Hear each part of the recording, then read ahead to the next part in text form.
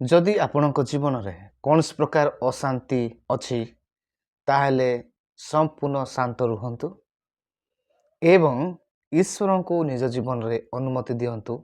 ସେ ଆପଣଙ୍କ ଜୀବନରେ ଆଶ୍ଚର୍ଯ୍ୟ କାର୍ଯ୍ୟ କରିବେ।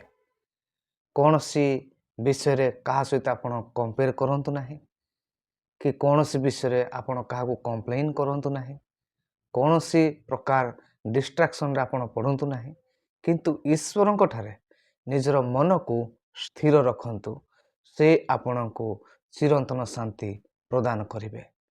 ଯିଶାୟ 26:3 ଲେଖାଯାଏ, ଯାହାର ମନ ତୁମ୍ଭଠାରେ ସ୍ଥିର ଥାଏ ତାହାକୁ ତୁମ୍ଭେ ସମ୍ପୂର୍ଣ୍ଣ ଶାନ୍ତିରେ ରଖିବ, କାରଣ ସେ ତୁମ୍ଭଠାରେ ନିର୍ଭର ରଖେ। ଯେଉଁ ମନୁଷ୍ୟ ସଦାପ୍ରଭୁ ପରମେଶ୍ୱରଙ୍କ ଠାରେ ନିଜର ମନକୁ ସମ୍ପୂର୍ଣ୍ଣ ସ୍ଥିର ରଖିଥାଏ ଏବଂ ତାହାଙ୍କଠାରେ ସମ୍ପୂର୍ଣ୍ଣ ନିର୍ଭର ରଖିଥାଏ, ସେ ସଦାପ୍ରଭୁ ପରମେଶ୍ୱରଙ୍କ ଠାରୁ ଚିରନ୍ତନ ଶାନ୍ତି ପ୍ରାପ୍ତ ହୋଇଥାଏ।